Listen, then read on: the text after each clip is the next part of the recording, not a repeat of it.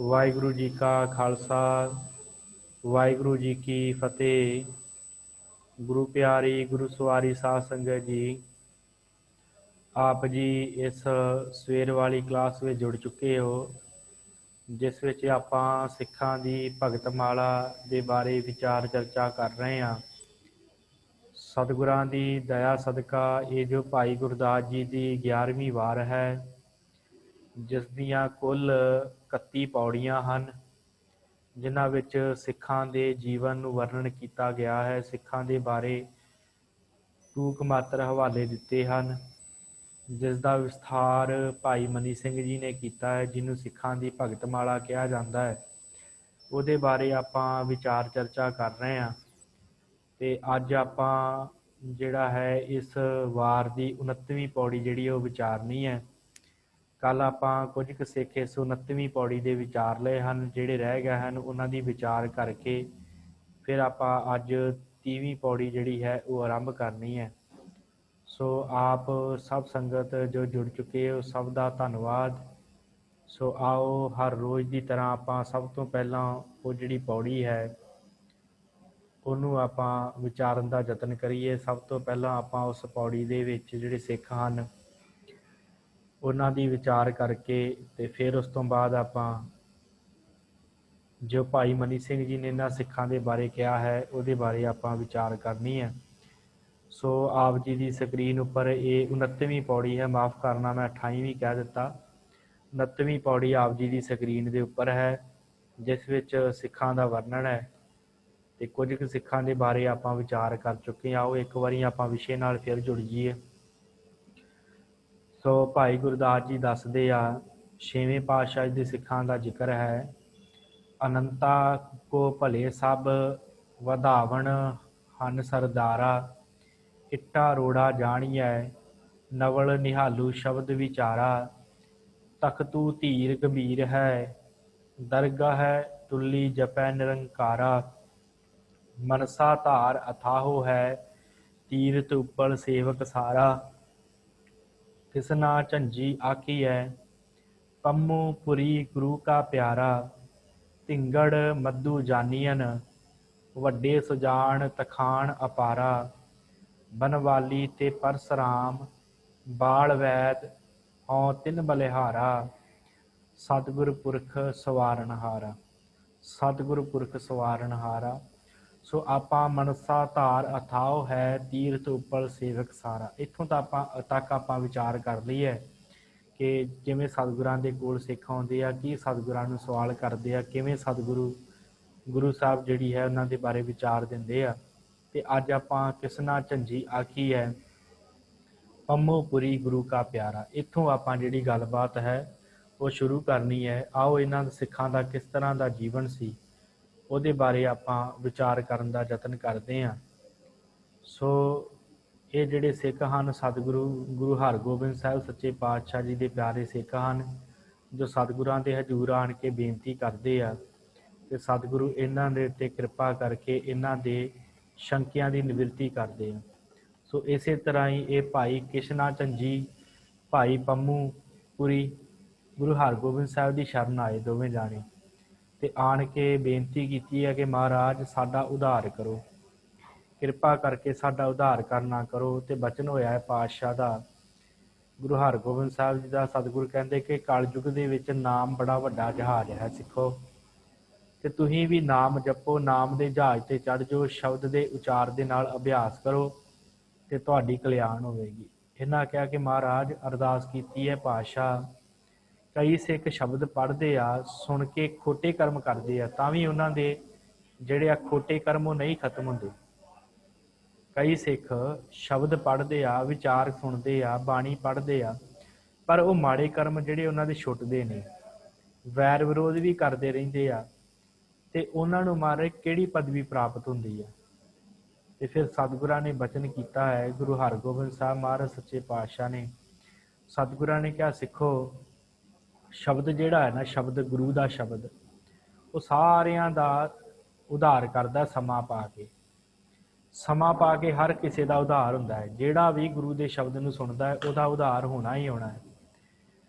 ਤੇ ਸਤਿਗੁਰੂ ਫੇਰ ਕੀ ਦੱਸਦੇ, ਉਧਾਰ ਨਹੀਂ ਹੁੰਦਾ। ਤੇ ਮਹਾਰਾਜ ਕਹਿੰਦੇ ਸਿਰਫ ਜਿਹੜਾ ਗਿਆਨੀ ਹੁੰਦਾ ਨਾ, ਗਿਆਨੀ ਬੱਧ ਭਾਵ ਜਿਹਨੂੰ ਗਿਆਨ ਦਾ ਹੰਕਾਰ ਹੁੰਦਾ, ਸਤਿਗੁਰੂ ਕਹਿੰਦੇ ਉਹਦਾ ਕਲਿਆਣ ਨਹੀਂ ਹੁੰਦਾ। ਬਾਕੀ ਸਾਰਿਆਂ ਦਾ ਗੁਰਬਾਣੀ ਦੇ ਸ਼ਬਦ ਦੇ ਨਾਲ ਕਲਿਆਣ ਹੁੰਦਾ। ਜਿਹੜਾ ਆਪਣੇ ਆਪ ਦੇ ਵਿੱਚ ਗਿਆਨੀ ਬਣਦਾ ਹੈ ਨਾ, ਜਿਹੜਾ ਕਹਿੰਦਾ ਮੈਨੂੰ ਬਹੁਤ ਗਿਆਨ ਹੈ, ਉਹਦਾ ਸਤਿਗੁਰੂ ਕਹਿੰਦੇ ਕਲਿਆਣ ਨਹੀਂ ਹੁੰਦਾ।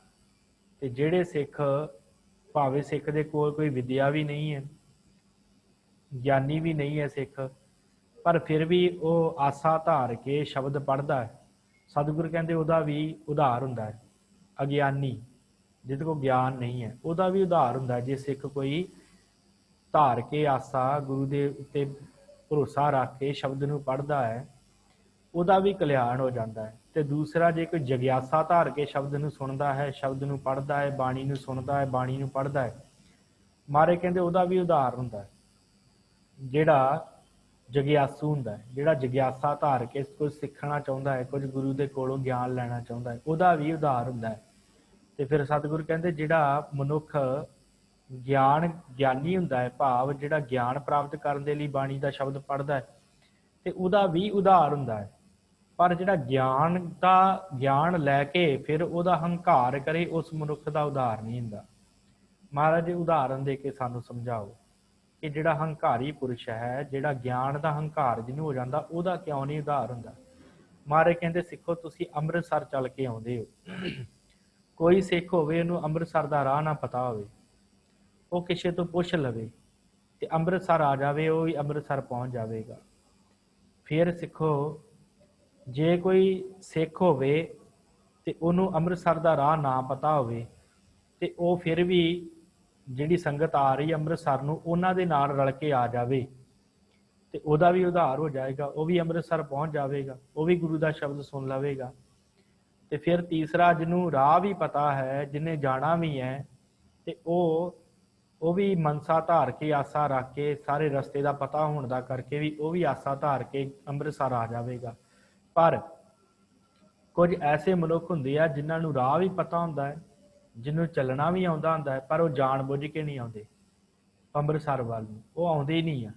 ਮਹਾਰਾਜ ਕਹਿੰਦੇ ਇਹ ਮਨੁੱਖ ਜਿਹੜੇ ਹੁੰਦੇ ਨਾ ਗਿਆਨੀ, ਜਿਨ੍ਹਾਂ ਨੂੰ ਹੁੰਦਾ ਕਿ ਮੈਨੂੰ ਗਿਆਨ ਬਹੁਤ ਹੈ, ਮੈਂ ਸ਼ਬਦ ਨੂੰ ਪੜ੍ਹ ਕੇ ਕੀ ਕਰਨਾ, ਸਤਿਗੁਰੂ ਕਹਿੰਦੇ ਉਹ ਪੁੱਠੇ ਚੱਲਦੇ ਆ, ਉਹ ਫਿਰ ਆਪਣੀ ਮੰਜ਼ਿਲ ਤੇ ਨਹੀਂ ਪਹੁੰਚਦੇ, ਉਹਨਾਂ ਦਾ ਜੀਵਨ ਜਿਹੜਾ ਉਹ ਨਹੀਂ ਸਵਰਦਾ। ਬਾਕੀ ਸਾਰਿਆਂ ਦਾ ਸਵਰਦਾ ਹੈ, ਭਾਵੇਂ ਕੋਈ ਅਨਪੜ੍ਹ ਹੋਵੇ, ਭਾਵੇਂ ਅਗਿਆਨੀ ਹੋਵੇ, ਭਾਵੇਂ ਕਿਸੇ ਨੂੰ ਗਿਆਨ ਨਾ ਵੀ ਹੋਵੇ ਸ਼ਬਦ ਦਾ, ਫਿਰ ਵੀ ਇਹ ਸ਼ਬਦ ਪੜ੍ਹੇ, ਬਾਣੀ ਪੜ੍ਹੇ, ਸਿਮਰਨ ਕਰੇ, ਉਹਦਾ ਵੀ ਭਲਾ ਹੁੰਦਾ ਹੈ। ਤੇ ਜੇ ਕੋਈ ਜਗਿਆਸਾ ਧਾਰ ਕੇ ਬਾਣੀ ਪੜ੍ਹੇ ਕਿ ਮੈਨੂੰ ਗੁਰੂ ਮੇਰੇ ਤੇ ਕਿਰਪਾ ਕਰੇਗਾ, ਗੁਰੂ ਜਾਣਦਾ ਹੈ, ਉਹਦਾ ਵੀ ਕਲਿਆਣ ਹੋਵੇਗਾ। ਜੇ ਕੋਈ ਗਿਆਨੀ ਪੁਰਸ਼ ਹੈ ਜਿਹਦੇ ਕੋਲ ਗੁਰੂ ਦਾ ਬਖਸ਼ਿਆ ਗਿਆਨ ਵੀ ਹੈ, ਜੇ ਉਹ ਵੀ ਪੜ੍ਹੇਗਾ, ਉਹਦਾ ਵੀ ਕਲਿਆਣ ਹੋਵੇਗਾ। ਪਰ ਜੇ ਕੋਈ ਗਿਆਨੀ ਹੋ ਕੇ ਉਹਦੇ ਵਿੱਚ ਹੰਕਾਰ ਕਰੇਗਾ, ਉਸ ਮਨੁੱਖ ਦਾ ਸ਼ਬਦ ਦੇ ਨਾਲ ਕੋਈ ਉਧਾਰ ਨਹੀਂ ਹੁੰਦਾ, ਉਹਦੇ ਤੇ ਸ਼ਬਦ ਅਸਰ ਨਹੀਂ ਕਰਦਾ। ਫਿਰ ਅਗਲੇ ਸਿੱਖ ਹਨ, ਸਤਿਗੁਰੂਆਂ ਨੇ ਅਗਲੇ ਸਿੱਖ ਜਿਹੜੇ ਭਾਈ ਗੁਰਦਾਸ ਜੀ ਨੇ ਦੱਸੇ ਹਨ, ਭਾਈ ਧਿੰਗੜ ਤੇ ਭਾਈ ਮੱਧੂ। ਇਹ ਤਰਖਾਣ ਸਿੱਖ ਸਨ, ਬੜੇ ਸੁਜਾਨ ਸਨ, ਬੜੇ ਚੰਗੇ ਸਨ। ਇਹ ਗੁਰੂ ਹਰਗੋਬਿੰਦ ਸਾਹਿਬ ਦੀ ਸ਼ਰਨ 'ਚ ਆਏ ਆ ਤੇ ਲੰਗਰ ਦੀਆਂ ਲੱਕੜਾਂ ਚੀਰਨ ਦਾ ਕੰਮ ਇਹਨਾਂ ਨੇ ਲਿਆ ਹੈ। ਚੌਂਕੀਆਂ ਬਣਾਉਣੀਆਂ, ਮੰਜੇ ਬਣਾਉਣੇ, ਚੰਗੀ ਲੱਕੜ ਜਿਹੜੀ ਆਉਣੀ ਲੰਗਰ ਵਾਸਤੇ, ਉਹਦੇ ਵਿੱਚੋਂ ਚੰਗੀਆਂ ਚੰਗੀਆਂ ਲੱਕੜਾਂ ਕੱਢ ਕੇ ਤੇ ਉਹਨਾਂ ਤੇ ਮਿਹਨਤ ਕਰਕੇ ਤੇ ਆਏ ਗਏ ਸਿੱਖਾਂ ਵਾਸਤੇ ਮੰਜੇ ਬਣਾਉਣੇ ਵਿਸ਼ਰਾਮ ਕਰਨ ਦੇ ਲਈ, ਚੌਂਕੀਆਂ ਬਣਾ ਕੇ ਦੇਣੀਆਂ ਬੈਠਣ ਵਾਸਤੇ ਲੰਗਰ ਦੇ ਵਿੱਚ, ਜਾਂ ਉਂਝ ਸਿੱਖਾਂ ਦੇ ਬੈਠਣ ਵਾਸਤੇ। ਇਸ ਤਰ੍ਹਾਂ ਇਹ ਦਿਨ ਰਾਤ ਕਾਰਜ ਕਰਦੇ ਰਹਿੰਦੇ। ਪਰ ਜਦੋਂ ਕਥਾ ਦਾ ਵੇਲਾ ਹੁੰਦਾ, ਕਥਾ ਦਾ ਕੀਰਤਨ ਦਾ ਵੇਲਾ ਹੁੰਦਾ, ਉਦੋਂ ਸਾਰਾ ਕੁਝ ਕੰਮ ਛੱਡ ਕੇ ਤੇ ਭੱਜੇ ਜਾਂਦੇ ਕਥਾ ਕੀਰਤਨ ਸਰਵਣ ਕਰਦੇ, ਸੰਗਤ 'ਚ ਬੈਠ ਕੇ। ਤੇ ਪਿਛਲੇ ਰਾਤੀ ਅੰਮ੍ਰਿਤ ਵੇਲੇ ਉੱਠ ਕੇ ਤੇ ਸਿੱਖਾਂ ਨੂੰ ਇਸ਼ਨਾਨ ਵੀ ਕਰਾਉਂਦੇ, ਆਪ ਵੀ ਇਸ਼ਨਾਨ ਕਰਦੇ, ਤੇ ਫਿਰ ਬਾਣੀ ਦੇ ਵਿੱਚ ਜੁੜ ਜਾਂਦੇ। ਇਸ ਤਰ੍ਹਾਂ ਇਹਨਾਂ ਦਾ ਜੀਵਨ ਜਿਹੜਾ ਆ ਉਹ ਬੀਤਿਆ। ਤੇ ਜਦੋਂ ਇਹਨਾਂ ਦਾ ਅੰਤਲਾ ਸਮਾਂ ਆਇਆ ਤੇ ਧੰਨ ਗੁਰੂ ਹਰਗੋਬਿੰਦ ਸਾਹਿਬ ਸੱਚੇ ਪਾਤਸ਼ਾਹ ਜੀ ਨੇ ਆਪਣੇ ਹੱਥਾਂ ਦੇ ਨਾਲ ਇਹਨਾਂ ਦਾ ਸੰਸਕਾਰ ਕੀਤਾ, ਇਹਨਾਂ ਦੀ ਚਿਖਾ ਚਿਣ ਕੇ, ਤੇ ਉਹਨੂੰ ਅਗਨੀ ਵੀ ਧੰਨ ਗੁਰੂ ਹਰਗੋਬਿੰਦ ਸਾਹਿਬ ਨੇ ਆਪ ਦਿੱਤੀ। ਐਸੇ ਸਨ ਇਹ ਭਾਈ ਧਿੰਗੜ ਤੇ ਭਾਈ ਮੱਧੂ, ਐਸਾ ਇਹਨਾਂ ਦਾ ਜੀਵਨ ਸੀ। ਅਗਲੇ ਸਿੱਖ ਹਨ ਭਾਈ ਬਨਵਾਲੀ ਤੇ ਪਰਸਰਾਮ। ਇਹ ਭਾਈ ਬਨਵਾਲੀ ਤੇ ਭਾਈ ਪਰਸਰਾਮ ਜਿਹੜੇ ਸਨ, ਇਹ ਬਾਲ ਵੈਦ ਸਨ, ਬੱਚਿਆਂ ਦਾ ਇਲਾਜ ਕਰਨ ਵਾਲੇ। ਇਹ ਦੋਵੇਂ ਜਾਣੇ ਵੈਦ ਸਨ, ਤੇ ਕੋਈ ਵੀ ਸਿੱਖ ਆਉਂਦਾ ਤੇ ਉਹਦੀ ਵੀ ਜਿਹੜੀ ਹੈ ਦਵਾ ਦਾਰੂ ਕਰ ਦਿੰਦੇ, ਤੇ ਉਹਦੇ ਕੋਈ ਵੀ ਜਿਸ ਤਰ੍ਹਾਂ ਦਾ ਕੋਈ ਰੋਗੀ ਆਉਂਦਾ ਉਹਦੀ ਦਵਾ ਦਾਰੂ ਕਰ ਦਿੰਦੇ ਆ। ਇੱਕ ਦਿਨ ਸਤਿਗੁਰਾਂ ਦੇ ਕੋਲ ਆਏ ਆ ਤੇ ਆਣ ਕੇ ਅਰਦਾਸ ਕੀਤੀ ਆ, ਮਹਾਰਾਜ ਸੱਚੇ ਪਾਤਸ਼ਾਹ ਗੁਰੂ ਹਰਗੋਬਿੰਦ ਸਾਹਿਬ, ਸਾਨੂੰ ਇਹ ਦੱਸੋ ਕਿ ਜਦੋਂ ਪਰਮੇਸ਼ਰ ਦਾ ਨਾਮ ਹੈ ਤੇ ਦੂਸਰਾ ਮਨੁੱਖ ਹੈ, ਤੇ ਫਿਰ ਗੁਰੂ ਦੀ ਵਿੱਚ ਕਿਉਂ ਲੋੜ ਹੈ? ਸ਼ਬਦ ਤੇ ਸਾਰਿਆਂ ਦਾ ਕਲਿਆਣ ਕਰਦਾ ਹੈ, ਫਿਰ ਤੁਸੀਂ ਸਤ ਸੰਗਤ ਦੀ ਇੰਨੀ ਮਹਿਮਾ ਕਿਉਂ ਦੱਸੀ, ਗੁਰੂ ਦੀ ਸੰਗਤ ਦੀ ਇੰਨੀ ਮਹਿਮਾ ਕਿਉਂ ਦੱਸੀ? ਜਦੋਂ ਕਿ ਪੜ੍ਹਨਾ ਸ਼ਬਦ ਹੈ ਤੇ ਪੜ੍ਹਨਾ ਸਿੱਖਣਾ ਹੈ, ਉਹ ਆਪੇ ਬੈਠਾ ਕਿਤੇ ਪੜ੍ਹੀ ਜਾਵੇ। ਤੇ ਇਹਦਾ ਕੀ ਭਾਵ? ਤੁਸੀਂ ਤੇ ਕਿਹਾ ਕਿ ਸੰਗਤ 'ਚ ਬੈਠਣਾ, ਗੁਰੂ ਦੇ ਕੋਲ ਆਉਣਾ, ਇਹਦਾ ਕੀ ਭਾਵ ਹੋਇਆ? ਮਹਾਰਾਜ ਨੇ ਕਿਹਾ, ਭਾਈ ਸਿੱਖੋ, ਤੁਸੀਂ ਦੋਵੇਂ ਵੈਦ ਹੋ? ਕਹਿੰਦੇ ਹਾਂਜੀ ਮਹਾਰਾਜ ਵੈਦ ਆ। ਸਤਿਗੁਰ ਕਹਿੰਦੇ ਕਿਸੇ ਦੇ ਘਰ ਦਵਾਈ ਪਈ ਹੋਵੇ ਤੇ ਉਹ ਬਿਨਾਂ ਕਿਸੇ ਵੈਦ ਨੂੰ ਪੁੱਛਿਆ ਖਾਈ ਜਾਵੇ, ਰਾਜੀ ਹੋ ਜਾਏਗਾ, ਠੀਕ ਹੋ ਜਾਏਗਾ? ਕਹਿੰਦੇ ਨਾ ਮਹਾਰਾਜ, ਉਹ ਠੀਕ ਨਹੀਂ ਹੋਵੇਗਾ। ਸਤਿਗੁਰਾਂ ਨੇ ਕਿਹਾ, ਧੰਨ ਗੁਰੂ ਹਰਗੋਬਿੰਦ ਸਾਹਿਬ ਮਹਾਰਾਜ ਨੇ ਕਹਿੰਦੇ, ਜਿਵੇਂ ਵੈਦ ਤੋਂ ਪੁੱਛੇ ਬਿਨਾਂ ਮਨੁੱਖ ਦਵਾਈ ਲਈ ਜਾਵੇ, ਠੀਕ ਨਹੀਂ ਹੁੰਦਾ, ਬਿਮਾਰੀ ਵੱਧ ਜਾਂਦੀ ਹੈ ਕਿਸੇ ਵੇਲੇ, ਤੇ ਜਾਂ ਉਹਦੀ ਜਾਨ ਨੂੰ ਖਤਰਾ ਵੀ ਹੋ ਸਕਦਾ। ਇਸ ਕਰਕੇ ਸਿੱਖੋ, ਇਹ ਗੁਰੂ, ਇਹ ਸੰਗਤ ਜਿਹੜੀ ਹੈ ਨਾ, ਇਹ ਵੈਦ ਦੀ ਨਿਆਈ ਹੈ। ਜਿਸ ਤਰ੍ਹਾਂ ਦੀ ਸਿੱਖ ਨੂੰ ਲੋੜ ਹੁੰਦੀ ਹੈ ਨਾ, ਜਿਸ ਤਰ੍ਹਾਂ ਦੀ ਦਵਾਈ ਦੀ, ਉਸ ਤਰ੍ਹਾਂ ਦੀ ਇਹ ਸੰਗਤ ਜਿਹੜੀ ਹੈ ਦਵਾਈ ਦੇ ਦਿੰਦੀ ਹੈ। ਭਾਵ ਸੰਗਤ ਦੇ ਵਿੱਚ ਆਣ ਕੇ ਸਿੱਖ ਸ਼ਬਦ ਸੁਣਦਾ, ਗੁਰੂ ਦੇ ਕੋਲ ਬੈਠਦਾ, ਗੁਰੂ ਉਹਨੂੰ ਗਿਆਨ ਦਿੰਦਾ ਹੈ। ਜਿਸ ਤਰ੍ਹਾਂ ਦੀ ਆਸ਼ਾ ਲੈ ਕੇ ਸਿੱਖ ਆਉਂਦਾ, ਉਸੇ ਤਰ੍ਹਾਂ ਦਾ ਉਹਨੂੰ ਗਿਆਨ ਮਿਲਦਾ ਹੈ ਤੇ ਉਹਦੀਆਂ ਆਸਾਵਾਂ, ਉਹਦੇ ਮਨ ਜਿਹੜਾ ਇਕਾਗਰ ਹੁੰਦਾ ਹੈ। ਸੋ ਭਾਈ ਸਿੱਖੋ, ਤੁਸੀਂ ਵੈਦ ਹੋ, ਤੁਹਾਨੂੰ ਇਹ ਗੱਲ ਚੰਗੀ ਤਰ੍ਹਾਂ ਪਤਾ ਹੈ ਕਿ ਇਕੱਲੀ ਦਵਾਈ ਦੇ ਨਾਲ ਜਿਹੜਾ ਹੈ ਉਹ ਰੋਗੀ ਠੀਕ ਨਹੀਂ ਹੁੰਦਾ, ਪਰ ਜੇ ਉਸ ਰੋਗ ਨੂੰ ਠੀਕ ਕਰਨਾ ਹੈ, ਉਹਦੇ ਵਾਸਤੇ ਵੈਦ ਦੀ ਬੜੀ ਵੱਡੀ ਜ਼ਰੂਰਤ ਹੈ। ਕਹਿੰਦੇ ਹਾਂਜੀ ਮਹਾਰਾਜ, ਵੈਦ ਦੀ ਜ਼ਰੂਰਤ ਹੈ। ਤੇ ਸਤਿਗੁਰੂ ਕਹਿੰਦੇ ਇਸੇ ਲਈ ਜਿਹੜਾ ਆ ਸਤ ਸੰਗਤ ਅਸੀਂ ਬਣਾਈ ਹੈ, ਇਸੇ ਲਈ ਅਸੀਂ ਗੁਰੂ ਦਾ ਆਸਰਾ ਲੈਣ ਲਈ ਸਿੱਖਾਂ ਨੂੰ ਕਿਹਾ ਹੈ ਕਿ ਭਾਈ ਗੁਰੂ ਦਾ ਆਸਰਾ ਲਓਗੇ ਤੇ ਤੁਹਾਡਾ ਵੀ ਕਲਿਆਣ ਹੋਵੇਗਾ ਤੇ ਤੁਹਾਡਾ ਵੀ ਭਲਾ ਹੋਵੇਗਾ। ਇਸ ਕਰਕੇ ਵੈਦ ਦੀ ਨਿਆਈ ਗੁਰੂ ਹੈ। ਜਿਹੋ ਜਿਹਾ ਰੋਗ ਲੈ ਕੇ ਕੋਈ ਆਉਂਦਾ, ਉਹੋ ਜਿਹਾ ਉਹਦੀ ਕਲਿਆਣ ਕਰਦਾ ਹੈ ਗੁਰੂ। ਇਸ ਤਰ੍ਹਾਂ ਇਹਨਾਂ ਦੋਵਾਂ ਸਿੱਖਾਂ ਦੀ ਕਲਿਆਣ ਹੋਈ ਹੈ। ਸੋ ਸਾਧ ਸੰਗਤ, ਇੱਥੇ ਜਿਹੜੇ ਆ ਇਸ 69ਵੀਂ ਪੌੜੀ ਦੇ ਸਿੱਖਾਂ ਦੀ ਜਿਹੜੀ ਗਾਥਾ ਉਹ ਖਤਮ ਹੁੰਦੀ ਹੈ। ਤੇ ਅਗਲੀ ਪੌੜੀ ਆਪ ਜੀ ਦੀ ਸਕਰੀਨ ਉੱਪਰ ਹੈ। ਆਪਾਂ ਆਖਰੀ ਅਰਥ ਕਰਕੇ ਫਿਰ ਇਹਨਾਂ ਸਿੱਖਾਂ ਦੇ ਬਾਰੇ ਵਿਸਥਾਰ ਨਾਲ ਪੜਾਂਗੇ। ਸੋ ਕਿਹੜੇ ਸਿੱਖ ਹਨ? ਛੇਵੇਂ ਪਾਤਸ਼ਾਹ ਦੇ 37ਵੀਂ ਪੌੜੀ ਦੇ ਅੰਦਰ, ਲਸ਼ਕਰ ਭਾਈ ਤੀਰਥਾ ਗਵਾਲੀਏਰ ਸੋਇਨੀ ਹਰਦਾਸ ਭਾਵਾ ਧੀਰ ਉਜੈਨ ਵਿੱਚ ਸਾਧ ਸੰਗਤ ਗੁਰ ਸ਼ਬਦ ਨਿਵਾਸ ਮੇਲ ਵੱਡਾ ਬੁਰਹਾਨਪੁਰ ਮਨ ਸਨਮੁਖ ਸਿੱਖ ਸਹਿਜ ਪ੍ਰਗਾਸ ਭਗਤ ਭਈਆ ਭਗਵਾਨ ਦਾਸ ਨਾਲ ਬੋਦਲਾ ਘਰੇ ਉਦਾਸ ਮਲਕ ਕਟਾਰੂ ਜਾਣੀਐ ਪਿਰਥੀ ਮਲ ਜਰਾਹੀ ਖਾਸ ਭਗਤੂ ਸ਼ੁਰਾ ਵਖਾਣੀਐ ਡੱਲੂ ਰਿਹਾਣੇ ਸਾਬਾਸ ਸੁੰਦਰ ਸੁਆਮੀ ਦਾਸ ਦੋਏ ਵੰਸ ਵਧਾਵਣ ਕਵਲ ਵਿਗਾਸ ਗੁਜਰਾਤੈ ਵਿੱਚ ਜਾਣੀਐ ਭੇਖਾਰੀ ਭਾਬੜਾ ਸੁਲਾਸ ਗੁਰਮੁਖ ਭਾਓ ਭਗਤ ਰਹਿ ਰਾਸ। ਗੁਰਮੁਖ ਭਾਓ ਭਗਤ ਰਹਿ ਰਾਸ। ਕਿਵੇਂ ਦੇ ਸਿੱਖ ਹਨ, ਕਿਵੇਂ ਇਹਨਾਂ ਨੇ ਸਿੱਖੀ ਕਮਾਈ? ਆਓ ਸਭ ਤੋਂ ਪਹਿਲਾਂ ਆਪਾਂ ਇਹਨਾਂ ਸਿੱਖਾਂ ਦੇ ਬਾਰੇ ਜਿਹੜੀ ਹੈ ਆਖਰੀ ਅਰਥ ਕਰਕੇ, ਫਿਰ ਉਸ ਤੋਂ ਬਾਅਦ ਜੋ ਭਾਈ ਗੁਰਦਾਸ ਨੇ ਕਿਹਾ ਉਹ ਜਾਣ ਕੇ, ਫਿਰ ਜਿਵੇਂ ਭਾਈ ਮਨੀ ਸਿੰਘ ਜੀ ਨੇ ਦੱਸਣਾ ਕੀਤਾ ਇਹਨਾਂ ਸਿੱਖਾਂ ਬਾਰੇ, ਉਹ ਆਪਾਂ ਪੜ੍ਹਦੇ ਹਾਂ। ਸੋ 30ਵੀਂ ਇਸ ਪੌੜੀ ਦੇ ਸਿੱਖ ਹਨ ਭਾਈ ਤੀਰਥਾ ਲਸ਼ਕਰ ਤੇ ਗਵਾਲੀਅਰ ਦਾ ਰਹਿਣ ਵਾਲਾ ਹਰਦਾਸ ਸੋਇਨੀ। ਗਵਾਲੀਅਰ ਕਿਲੇ ਦੇ ਵਿੱਚ ਰਹਿਣ ਦਾ ਵਾਸੀ ਸੀ ਗਵਾਲੀਅਰ ਦਾ। ਤੇ ਫਿਰ ਅਗਲਾ ਸਿੱਖ ਹੈ ਭਾਵਾ ਧੀਰ ਉਜੈਨ ਦੀ ਸੰਗਤ ਦੀ ਇਹਨੇ ਕਲਿਆਣ ਕੀਤੀ ਹੈ, ਉਹਨਾਂ ਦੇ ਵਿੱਚ ਸਿੱਖੀ ਦਾ ਪ੍ਰਚਾਰ ਕੀਤਾ ਹੈ। ਭਾਈ ਧੀਰ ਉਜੈਨ ਬਹਾਰਨਪੁਰ ਦੇ ਵਿੱਚ ਵੱਡਾ ਮੇਲ ਹੈ ਸਤ ਸੰਗਤ ਦਾ, ਜਿੱਥੇ ਸਹਿਜ ਪਦ ਸਨਮੁਖ ਸਿੱਖ ਬਹੁਤ ਪ੍ਰਸਿੱਧ ਹੋਏ ਇੱਥੋਂ ਦੇ ਬੁਰਹਾਨਪੁਰ ਦੇ। ਇਹ ਸਾਰੇ ਸਿੱਖ ਸਤਿਗੁਰਾਂ ਦੇ ਹਜ਼ੂਰ ਆਏ ਆ।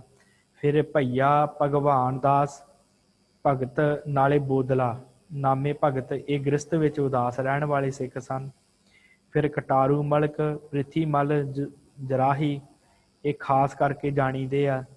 ਫਿਰ ਭਗਤੂ ਸ਼ੁਰਾ ਤੇ ਡੱਲੂ ਰਹੀਣੇ ਦੇ ਨਿਵਾਸੀ ਧਰੰਤਾ ਦੇ ਜੋ ਕਹੇ ਜਾਂਦੇ ਹਨ। ਫਿਰ ਸੁੰਦਰ ਤੇ ਸੁਆਮੀ ਦਾਸ, ਦੋਵੇਂ ਸਿੱਖਾਂ ਦੀ ਵੰਸ਼ ਵਧਾਉਣ ਵਾਲੇ ਭਾਵ ਪ੍ਰਚਾਰਕ ਸਨ ਇਹ ਦੋਵੇਂ ਸਿੱਖ, ਭਾਈ ਸੁੰਦਰ ਤੇ ਸੁਆਮੀ ਦਾਸ। ਫਿਰ ਉਸ ਤੋਂ ਬਾਅਦ ਕਵਲ ਵਿਗਾਸੀ ਭਾਵ ਚੜ੍ਹਦੀ ਅਵਸਥਾ ਦੇ ਵਿੱਚ ਗੁਰੂ ਦੇ ਸਾਖੀ ਹੋ ਗਏ, ਗੁਰੂ ਦਾ ਪ੍ਰਚਾਰ ਕਰਨ ਲੱਗ ਪਏ। ਭੇਖਾਰੀ ਭਾਬੜਾ ਸੁਲਾਸ, ਇਹ ਗੁਜਰਾਤੀ ਸਿੱਖ ਸਨ। फिर ये जिहड़ी है गुरमुख भाओ भगत रह रास। भाई गुरदास जी कहते सिखां दी प्रेमा भगती अपनी राह रास दा समझदे हन। जिहड़े गुरु के सिख हन वो प्रेमा भगती नूं अपनी रह रास समझदे आ, भाव अपने रस्ते दा खजाना समझदे आ गुरु दी भाव भगती नूं। इस तरह इन्हां सिखां दी कल्याण होई है। किवें ये सतगुरां दे पास आउंदे आ, आओ आपां थोड़ा जिहा विचारन दा यतन करदे हां। सो सतगुरु वाहिगुरू सतगुरु गुरु हरगोबिंद साहब जी के इस 30ਵੀਂ पौड़ी के अंदर ਜਿਹੜੇ सिख ਹਨ ਉਹਨਾਂ ਦੀ ਗਾਥਾ ਜਿਹੜੀ ਹੈ ਕਿਵੇਂ ਹੈ ਆਪਾਂ ਵਿਚਾਰਨ ਦਾ ਯਤਨ ਕਰਦੇ ਹਾਂ। ਭਾਈ ਤੀਰਥਾ ਲਸ਼ਕਰ ਭਾਈ ਤੀਰਥਾ ਲਸ਼ਕਰ ਬਾਦਸ਼ਾਹ ਦੇ ਵਿੱਚ ਰਹਿੰਦਾ ਸੀ। ਲਸ਼ਕਰ ਬਾਦਸ਼ਾਹ ਤੇ ਅਰਦਾਸ ਕੀਤੀ ਹੈ ਇਹਨੇ ਕਿ ਅਸੀਂ ਸਤਿਗੁਰੂ ਕਿਰਤ ਦੇ ਵਿੱਚ ਰੁੱਝੇ ਰਹਿੰਦੇ ਹਾਂ, ਕੰਮਕਾਰ ਕਰਦੇ ਰਹਿੰਦੇ ਹਾਂ, ਸਾਡਾ ਕਿਵੇਂ ਉਧਾਰ ਹੋਵੇਗਾ ਮਹਾਰਾਜ। ਤੇ ਬਚਨ ਹੋਇਆ ਹੈ ਸਤਿਗੁਰਾਂ ਦਾ ਗੁਰੂ ਹਰਗੋਬਿੰਦ ਸਾਹਿਬ ਦਾ ਕਿ ਭਾਈ ਸਿੱਖੋ ਸਾਧਾਂ ਦੀ ਟਹਿਲ ਕਰਨੀ ਹੈ, ਸੇਵਾ ਕਰਨੀ ਆਏ ਗਏ ਸਿੱਖ ਦੀ। ਤੇ ਜਿਵੇਂ ਸਤਿਗੁਰੂ ਕਹਿੰਦੇ ਗਊ ਹੁੰਦੀ ਆ, ਗਊ ਨੂੰ ਜਦੋਂ ਆਪਾਂ ਕੋਈ ਘਾਹ ਚਾਰਾ ਛਕਾਉਂਦੇ ਆ ਤੇ ਜਿਹੜਾ ਉਹਨੂੰ ਛਕਾਉਂਦਾ ਹੈ ਉਹਨੂੰ ਉਹ ਦੁੱਧ ਦਿੰਦੀ ਆ ਤੇ ਉਹਦਾ ਘਰ ਪ੍ਰਫੁੱਲਤ ਹੁੰਦਾ। ਸਤਿਗੁਰੂ ਕਹਿੰਦੇ ਇਸੇ ਤਰ੍ਹਾਂ ਜਿਹੜੇ ਸਿੱਖ ਹੁੰਦੇ ਆ ਉਹ ਇਹ ਗਊ ਦੀ ਨਿਆਈ ਹੁੰਦੇ ਆ। ਜਦੋਂ ਉਹਨਾਂ ਨੂੰ ਪ੍ਰਸ਼ਾਦਾ ਪਾਣੀ ਛਕਾਇਆ ਜਾਂਦਾ ਹੈ ਉਹ ਫਿਰ ਪ੍ਰਸੰਨ ਹੋ ਕੇ ਤੇ ਸਿੱਖੀ ਦਾਨ ਬਖਸ਼ਦੇ ਆ, ਉਹ ਪ੍ਰਸੰਨ ਹੋ ਕੇ ਫਿਰ ਨਾਮ ਦਾਨ ਬਖਸ਼ਦੇ ਆ। ਇਸ ਕਰਕੇ ਤੁਸੀਂ ਨਾ ਸਾਧਾਂ ਦੀ, ਸੰਤਾਂ ਦੀ, ਗੁਰਸਿੱਖਾਂ ਦੀ ਸੇਵਾ ਕਰਨੀ। ਮਹਾਰਾਜ ਅਸੀਂ ਪਛਾਣਾਂਗੇ ਕਿਵੇਂ ਕੌਣ ਗੁਰਮੁਖ ਹੈ, ਕੌਣ ਗੁਰਸਿੱਖ ਹੈ, ਕੌਣ ਸਾਧ ਹੈ, ਅਸੀਂ ਪਛਾਣੀਏ ਕਿਵੇਂ। ਤੇ ਸਤਿਗੁਰਾਂ ਨੇ ਬਚਨ ਕੀਤਾ ਹੈ, ਸਤਿਗੁਰਾਂ ਨੇ ਇੱਕ ਸਾਖੀ ਸੁਣਾਈ ਹੈ, ਇੱਕ ਕਹਾਣੀ ਸੁਣਾਈ ਹੈ ਸਿੱਖਾਂ ਨੂੰ। ਕਹਿੰਦੇ ਸਿੱਖੋ ਇੱਕ ਰਾਜ ਦੇ ਵਿੱਚ ਇੱਕ ਰਾਜਾ ਸੀ ਤੇ ਉਹ ਨਾ ਉਹਦੇ ਮਨ ਵਿੱਚ ਗੱਲ ਆਈ ਕਿ ਮੈਂ ਕਿਉਂ ਨਾ ਹੰਸਾਂ ਦੇ ਦਰਸ਼ਨ ਕਰਾਂ, ਹੰਸਾਂ ਦੇ ਦਰਸ਼ਨ। ਉਹ ਸਿੱਖ ਦੇ ਮਨ ਵਿੱਚ ਆਈ ਹੈ ਕਿ ਮੈਂ ਹੰਸਾਂ ਦੇ ਦਰਸ਼ਨ ਕਰਨੇ ਆ। ਉਹਨੇ ਕੀ ਕੀਤਾ ਕਿ ਕਿਸੇ ਤੋਂ ਪੁੱਛਿਆ, ਉਹਦਾ ਮੰਤਰੀ ਸਿਆਣਾ ਸੀ, ਉਹਦਾ ਮੰਤਰੀ ਕਹਿੰਦਾ ਕਿ ਮਹਾਰਾਜ ਹੰਸਾਂ ਦੇ ਦਰਸ਼ਨ ਕਰਨ ਵਾਸਤੇ ਆਪਾਂ ਮਾਨ ਸਰੋਵਰ ਤੇ ਜਾਣਾ ਪਊਗਾ, ਪਰ ਉੱਥੇ ਜਾਣ ਲਈ ਸਮਾਂ ਬੜਾ ਖਰਾਬ ਹੋਵੇਗਾ। ਮਹਾਰਾਜ ਇੱਕ ਕੰਮ ਕਰਦੇ ਆ। ਉਸ ਮੰਤਰੀ ਨੇ ਆਪਣੇ ਰਾਜੇ ਨੂੰ ਕਿਹਾ ਕਿ ਤੁਸੀਂ ਇੰਜ ਕਰੋ, ਆਪਣੇ ਕੋਲ ਤਲਾਬ ਬੜਾ ਵੱਡਾ ਹੈ, ਉਹਦੇ ਵਿੱਚ ਉਹਦੇ ਆਸੇ ਪਾਸੇ ਉਹਦੇ ਵਿੱਚ ਜਿਹੜਾ ਹੈ ਨਾ ਆਉਣ ਵਾਲੇ ਪੰਛੀਆਂ ਵਾਸਤੇ ਦਾਣਾ ਖਿਲਾਰਿਆ ਕਰੀਏ ਰੋਜ਼। ਤੇ ਜਿਹੜੇ ਵੀ ਪੰਛੀ ਆਉਣਗੇ ਚੁਗਣਗੇ ਤੇ ਚੁਗ ਕੇ ਤੇ ਲੈ ਜਾਣਗੇ। ਉਹਦੇ ਨਾਲ ਕੀ ਹੋਵੇਗਾ ਕਿ ਹੋਰ ਪੰਛੀ ਆਉਣਗੇ ਤੇ ਕਿਤੇ ਨਾ ਕਿਤੇ ਹੰਸ ਵੀ ਆ ਜਾਣਗੇ। ਰਾਜੇ ਨੇ ਗੱਲ ਮੰਨ ਲਈ ਮੰਤਰੀ ਦੀ, ਕਹਿੰਦਾ ਠੀਕ ਹੈ ਭਾਈ। ਇਸੇ ਤਰ੍ਹਾਂ ਹੋਇਆ, ਤਲਾਬ ਦੇ ਆਸੇ ਪਾਸੇ ਪਹਿਰੇਦਾਰ ਖਿਲਾਰਤੇ ਤੇ ਪੰਛੀਆਂ ਦੇ ਲਈ ਚੋਗ ਜਿਹੜਾ ਉਹ ਪਾ ਦਿੱਤਾ, ਤਲਾਬ ਦੇ ਵਿੱਚ ਵੀ ਸਿੱਟ ਦਿੱਤਾ। ਜਿਹੜੇ ਪੰਛੀ ਤਲਾਬ ਦੇ ਵਿੱਚ ਤੈਰਨ ਵਾਲੇ ਸਨ ਉਹਨਾਂ ਵਾਸਤੇ ਵੀ, ਤੇ ਆਸੇ ਪਾਸੇ ਵੀ ਕਾਫੀ ਜਿਹੜਾ ਸੀ ਚੋਗ ਖਿਲਾਰ ਦਿੱਤਾ। ਪੰਛੀ ਆਇਆ ਕਰਨ, ਰੱਜ ਕੇ ਜਾਇਆ ਕਰਨ, ਕਿਸੇ ਉੱਧਰੋਂ ਪ੍ਰਵਾਸ ਕਰਕੇ ਕੋਈ ਪੰਛੀ ਆਇਆ, ਕਿਸੇ ਉੱਧਰੋਂ ਆਇਆ। ਇਸ ਤਰ੍ਹਾਂ ਪੰਛੀ ਆਇਆ ਕਰਨ ਤੇ ਚੋਗ ਚੁੱਕ ਕੇ ਚਲੇ ਜਾਇਆ ਕਰਨ। ਇੱਕ ਦਿਨ ਕਾਫੀ ਪੰਛੀ ਆਏ ਪ੍ਰਵਾਸ ਕਰਕੇ ਤੇ ਉਹ ਚੋਗ ਚੁੱਕ ਕੇ ਚਲੇ ਗਏ। ਤੇ ਕਹਿੰਦੇ ਉਹ ਜਦੋਂ ਚਲੇ ਗਏ ਤੇ ਉਹਨਾਂ ਨੇ ਜਾ ਕੇ ਮਾਨਸੋ ਸਰੋਵਰ ਤੇ ਜਦੋਂ ਲੰਘੇ ਤੇ ਉਹਨਾਂ ਨੇ ਹੰਸਾਂ ਨੂੰ ਜਾ ਕੇ ਕਿਹਾ ਕਿ ਹੰਸੋ ਫਲਾਣੇ ਦੇਸ਼ ਦਾ ਜਿਹੜਾ ਰਾਜਾ ਹੈ ਨਾ ਉਹ ਬੜਾ ਹੀ ਧਰਮੀ ਰਾਜਾ ਹੈ। ਉਹ ਰਾਜਾ ਸਾਰਿਆਂ ਦੇ ਵਾਸਤੇ ਜਿਹੜਾ ਹੈ ਉਹ ਅੰਨ ਪਾਣੀ ਖਿਲਾਰਦਾ ਹੈ, ਚੋਗ ਖਿਲਾਰਦਾ ਹੈ, ਤੇ ਅਸੀਂ ਇੱਥੋਂ ਚੋਗ ਚੁੱਕ ਕੇ ਆਉਂਦੇ ਹਾਂ ਤੇ ਬੜੇ ਤ੍ਰਿਪਤ ਹੁੰਦੇ ਹਾਂ। ਤੇ ਜਦੋਂ ਹੰਸਾਂ ਨੇ ਗੱਲ ਸੁਣੀ ਤੇ ਹੰਸਾਂ ਨੇ ਆਪਸ 'ਚ ਵਿਚਾਰ ਕੀਤੀ ਕਿ ਭਾਈ ਕਿਉਂ ਨਾ ਆਪਣੇ ਵਿੱਚ ਇੱਕ ਜੋੜਾ ਹੰਸਾਂ ਦਾ ਉੱਥੇ ਜਾਵੇ ਤੇ ਉਹ ਜਿਹੜਾ ਰਾਜਾ ਹੈ ਉਹਦੀ ਸ਼ੋਭਾ ਵਧੇ ਰਾਜ ਦੇ ਵਿੱਚ, ਕਿਉਂਕਿ ਬੜਾ ਰਾਜਾ ਪੰਛੀਆਂ ਦੀ ਸੇਵਾ ਕਰਦਾ ਹੈ। ਤੇ ਤੁਸੀਂ ਇੱਕ ਜੋੜਾ ਜਿਹੜਾ ਆ ਉੱਥੇ ਜਾਓ ਤੇ ਉਹਦੇ ਨਾਲ ਕੀ ਹੋਵੇਗਾ ਕਿ ਉਹਦੀ ਰਾਜੇ ਦੀ ਜਿਹੜੀ ਬੜੀ ਪ੍ਰਤਿਸ਼ਠਾ ਹੋਏਗੀ, ਭਾਵ ਉਹਦੇ ਰਾਜ ਦੇ ਵਿੱਚ ਬੜੀ ਗੱਲ ਹੋਵੇਗੀ ਕਿ ਹੰਸੇ ਦੇ ਰਾਜ 'ਚ ਆਏ ਆ। ਉਹ ਹੰਸਾਂ ਦੇ ਜਦੋਂ ਜਿਹੜਾ ਮੁਖੀਆ ਸੀ ਹੰਸਾਂ ਦਾ, ਜਦੋਂ ਉਹਨੇ ਇਹ ਗੱਲ ਕਹੀ ਤੇ ਉਹ ਇੱਕ ਜੋੜਾ ਤਿਆਰ ਹੋਇਆ ਕਿ ਅਸੀਂ ਜਾਂਦੇ ਹਾਂ। ਉਹ ਉੱਡਿਆ, ਉਹ ਉਸੇ ਤਲਾਅ ਤੇ ਆਏ। ਇੱਧਰ ਜਦੋਂ ਰਾਜੇ ਨੂੰ ਪਤਾ ਲੱਗਾ, ਸਿਪਾਹੀਆਂ ਨੇ ਜਾ ਕੇ ਦੱਸਿਆ ਕਿ ਮਹਾਰਾਜ ਤੁਹਾਡੇ ਰਾਜ 'ਚ ਹੰਸ ਆਏ ਆ। ਤੇ ਉਹ ਜਿਹੜਾ ਰਾਜਾ ਸੀ ਉਹ ਭੱਜਾ ਆਇਆ। ਉਹਨੇ ਇੱਕ ਥਾਲ ਦੇ ਵਿੱਚ ਦੁੱਧ, ਵਾਹਿਗੁਰੂ, ਇੱਕ ਥਾਲ 'ਚ ਮੋਤੀ ਰੱਖੇ ਸੁੱਚੇ, ਇੱਕ ਥਾਲ ਦੇ ਵਿੱਚ ਉਹਨੇ ਦੁੱਧ ਰੱਖਿਆ ਲਿਆ ਕੇ ਤੇ ਉਹਨੇ ਉਹਨਾਂ ਹੰਸਾਂ ਦੇ ਅੱਗੇ ਰੱਖੇ ਆ। ਉਹ ਦੋਵੇਂ ਹੰਸ ਜਿਹੜੇ ਸਨ ਉਹਨਾਂ ਨੇ ਜਿਹੜਾ ਸੀ ਚੁੰਝ ਮਾਰੀ ਹੈ ਦੁੱਧ ਦੇ ਵਿੱਚ, ਪਾਣੀ ਵੱਖਰਾ ਹੋ ਗਿਆ, ਦੁੱਧ ਵੱਖਰਾ ਹੋ ਗਿਆ। ਉਹਨਾਂ ਦੁੱਧ ਛਕਿਆ ਹੈ ਤੇ ਜਿਹੜੇ ਮੋਤੀ ਲੈ ਕੇ ਆਇਆ ਸੀ ਮੋਤੀ ਪਹਿਲਾਂ ਨਿਗਲ ਲਏ, ਖਾ ਲਏ ਇਹਨਾਂ ਨੇ। ਜਿਹੜੇ ਪੰਛੀ ਸਨ ਹੰਸ ਪਹਿਲੋਂ ਖਾ ਲਏ ਮੋਤੀ, ਫਿਰ ਉਗਲ ਦਿੱਤੇ ਆ, ਬਾਹਰ ਕੱਢ ਦਿੱਤੇ ਆ। ਤੇ ਬਾਹਰ ਕੱਢ ਕੇ ਤੇ ਫਿਰ ਉਹ ਚਲੇ ਗਏ, ਉੱਡ ਗਏ। ਤੇ ਜਦੋਂ ਉਹ ਜਿਹੜਾ ਰਾਜਾ ਸੀ, ਉਹ ਜਿਹੜੇ ਮੋਤੀ ਥਾਲ ਦੇ ਵਿੱਚ ਲੈ ਕੇ ਆਇਆ ਸੀ, ਉਹ ਮੋਤੀ ਜਦੋਂ ਉਹਨੇ ਜਾ ਕੇ ਕਿਸੇ ਜੌਹਰੀ ਨੂੰ ਵਿਖਾਏ, ਤੇ ਜੌਹਰੀ ਨੇ ਕਿਹਾ ਇਹ ਇੱਕ ਇੱਕ ਮੋਤੀ ਜਿਹੜਾ ਨਾ ਤੇਰੇ ਇੱਕ ਇੱਕ ਤੇਰੇ ਰਾਜ ਦੇ ਬਰਾਬਰ ਹੈ, ਇੱਕ ਮੋਤੀ ਦੀ ਕੀਮਤ ਤੇਰਾ ਪੂਰਾ ਰਾਜ ਹੈ। ਸੋ ਇਸ ਤਰ੍ਹਾਂ ਭਾਈ ਸਿੱਖੋ, ਸਤਿਗੁਰਾਂ ਨੇ ਸਿੱਖਾਂ ਨੂੰ ਸਮਝਾਇਆ ਕਿ ਭਾਈ ਸਿੱਖੋ, ਇਹ ਕਹਾਣੀ ਤੋਂ ਸਾਨੂੰ ਇਹ ਸਿੱਖਿਆ ਮਿਲਦੀ ਹੈ ਕਿ ਤੁਸੀਂ ਜਿਹੜਾ ਹੈ ਕਿਸੇ ਨੂੰ ਵੰਡ ਕੇ ਛਕਣਾ ਬੰਦ ਨਹੀਂ ਕਰਨਾ, ਭਾਵੇਂ ਸਾਧ ਆਵੇ ਭਾਵੇਂ ਨਾ ਆਵੇ। ਇੱਕ ਦਿਨ ਤੁਹਾਡੀ ਜਿਹੜੀ ਹੈ ਗੱਲ ਕਿਸੇ ਸਾਧ, ਕਿਸੇ ਸੰਤ ਦੇ ਕੋਲ ਪਹੁੰਚੇਗੀ, ਕਿਸੇ ਗੁਰਮੁਖ ਪਿਆਰੇ ਦੇ ਕੋਲ ਪਹੁੰਚੇਗੀ, ਫਿਰ ਉਹ ਤੁਹਾਡੇ ਕੋਲ ਆਵੇਗਾ ਮਨਸਾ ਧਾਰ ਕੇ, ਫਿਰ ਤੁਹਾਡੀ ਪ੍ਰਤਿਸ਼ਠਾ ਹੋਏਗੀ। ਤੇ ਜਦੋਂ ਉਹ ਤੁਹਾਨੂੰ ਬਚਨ, ਜਿਵੇਂ ਹੀ ਉਹਨਾਂ ਨੇ ਮੋਤੀ ਉਗਲ ਦਿੱਤੇ ਸੀ ਜਿਨ੍ਹਾਂ ਦਾ ਮੁੱਲ ਉਹਦੇ ਰਾਜ ਦੇ ਬਰਾਬਰ ਸੀ, ਕਹਿੰਦੇ ਇਸ ਤਰ੍ਹਾਂ ਉਹ ਫਿਰ ਵਿਚਾਰ ਰੂਪੀ ਜਿਹੜਾ ਹੈ ਗੁਰੂ ਦਾ ਸ਼ਬਦ ਤੁਹਾਡੇ ਅੱਗੇ ਉਗਲਣਗੇ, ਤੁਹਾਨੂੰ ਸੁਣਾਉਣਗੇ, ਤੇ ਫਿਰ ਤੁਹਾਡਾ ਵੀ ਕਲਿਆਣ ਹੋਵੇਗਾ। ਇਸ ਕਰਕੇ ਤੁਸੀਂ ਸੇਵਾ ਕਰਿਆ ਕਰੋ, ਆਏ ਗਏ ਰਾਹਗੀਰ ਦੀ, ਆਏ ਗਏ ਗੁਰਸਿੱਖ ਦੀ, ਮਨਸਾ ਧਾਰ ਕੇ ਭਾਵਨਾ ਦੇ ਨਾਲ ਸੇਵਾ ਕਰਨੀ ਆ। ਇੱਕ ਨਾ ਇੱਕ ਦਿਨ ਕੋਈ ਨਾ ਕੋਈ ਸਾਧ, ਕੋਈ ਨਾ ਕੋਈ ਗੁਰਮੁਖ ਪਿਆਰਾ ਆਵੇਗਾ ਜਿਹੜਾ ਤੁਹਾਨੂੰ ਆ ਕੇ ਉਪਦੇਸ਼ ਸੁਣਾ ਕੇ ਜਾਵੇਗਾ। ਜਿਵੇਂ ਮੋਤੀ ਉਗਲ ਕੇ ਗਏ ਸੀ ਹੰਸ, ਉਸੇ ਤਰ੍ਹਾਂ ਉਹ ਵੀ ਤੁਹਾਨੂੰ ਉਪਦੇਸ਼ ਉਗਲ ਕੇ ਜਾਵੇਗਾ, ਉਪਦੇਸ਼ ਗੁਰੂ ਦਾ ਸੁਣਾ ਕੇ ਜਾਏਗਾ, ਜਿਹਦੇ ਨਾਲ ਤੁਹਾਡੀ ਕਲਿਆਣ ਹੋਵੇਗੀ। ਇਸ ਤਰ੍ਹਾਂ ਇਹਨਾਂ ਗੁਰਸਿੱਖਾਂ ਦੀ ਜਿਹੜੀ ਹੈ ਉਹ ਕਲਿਆਣ ਹੋਈ। ਅਗਲਾ ਸਿੱਖ ਹੈ ਭਾਈ ਹਰਦਾਸ ਸੋਇਨੀ। ਇਹ ਭਾਈ ਹਰਦਾਸ ਸੋਇਨੀ ਗਵਾਲੀਅਰ ਦਾ ਰਹਿਣ ਵਾਲਾ ਹੈ। ਜਦੋਂ ਧੰਨ ਗੁਰੂ ਹਰਗੋਬਿੰਦ ਸਾਹਿਬ ਸੱਚੇ ਪਾਤਸ਼ਾਹ ਗਵਾਲੀਅਰ ਜਾਂਦੇ ਆ ਨਾ, ਉਸ ਜਗ੍ਹਾ ਦੇ ਉੱਤੇ ਸਤਿਗੁਰਾਂ ਨੂੰ ਜਦੋਂ ਕੈਦ ਕਰ ਲੈਂਦਾ ਜਹਾਂਗੀਰ ਬਾਦਸ਼ਾਹ, ਚੰਦੂ ਨੇ ਸ਼ਿਕਾਇਤ ਲਾਈ ਸੀ ਕਿ ਮਹਾਰਾਜ ਜਿਹੜਾ ਗੁਰੂ ਅਰਜਨ ਸਾਹਿਬ ਦਾ ਪੁੱਤਰ ਹੈ ਹਰਗੋਬਿੰਦ, ਉਹ ਆਪਣੇ ਨੂੰ ਸੱਚਾ ਪਾਤਸ਼ਾਹ ਕਹਿੰਦਾ ਹੈ। ਤੇ ਚੰਦੂ ਦੀ ਸ਼ਿਕਾਇਤ ਸੁਣ ਕੇ ਤੇ ਗਵਾਲੀਅਰ ਬੁਲਾਇਆ ਸੀ ਗੁਰੂ ਹਰਗੋਬਿੰਦ ਸਾਹਿਬ ਨੂੰ। ਸਿੱਖਾਂ ਨੇ ਕਿਹਾ ਸੀ ਮਹਾਰਾਜ ਇਹਨਾਂ ਤੇ ਵਿਸ਼ਵਾਸ ਨਾ ਕਰੋ, ਤੇ ਮਹਾਰਾਜ ਕਹਿੰਦੇ ਕੋਈ ਗੱਲ ਨਹੀਂ, ਅਸੀਂ ਸਾਰੀ ਗੱਲ ਨਿਬੇੜ ਕੇ ਆਵਾਂਗੇ, ਤੁਸੀਂ ਚਿੰਤਾ ਨਾ ਕਰੋ। ਫਿਰ ਜਦੋਂ ਸਤਿਗੁਰੂ ਗੁਰੂ ਹਰਗੋਬਿੰਦ ਸਾਹਿਬ ਗਵਾਲੀਅਰ ਜਾਂਦੇ ਆ, ਆਗਰੇ ਜਾਂਦੇ, ਗਵਾਲੀਅਰ ਜਾਂਦੇ, ਇੱਥੋਂ ਦੀਆਂ ਸੰਗਤਾਂ ਨੂੰ ਦਰਸ਼ਨ ਦਿੰਦੇ ਆ, ਤੇ ਇਹ ਜਿਹੜਾ ਹਰਦਾਸ ਸੋਇਨੀ ਇਹ ਵੀ ਆਪਣੇ ਹਿਰਦੇ 'ਚ ਅਰਦਾਸਾਂ ਕਰਦਾ ਕਿ ਮਹਾਰਾਜ ਸੱਚੇ ਪਾਤਸ਼ਾਹ ਕਿਰਪਾ ਕਰੋ, ਮੇਰੇ ਗਰੀਬ ਤੇ ਵੀ ਤਰਸ ਕਰੋ, ਮੈਂ ਅੰਮ੍ਰਿਤਸਰ ਦੀ ਧਰਤੀ ਤੇ ਆ ਨਹੀਂ ਸਕਦਾ, ਮੈਨੂੰ ਵੀ ਦਰਸ਼ਨ ਦਿਓ।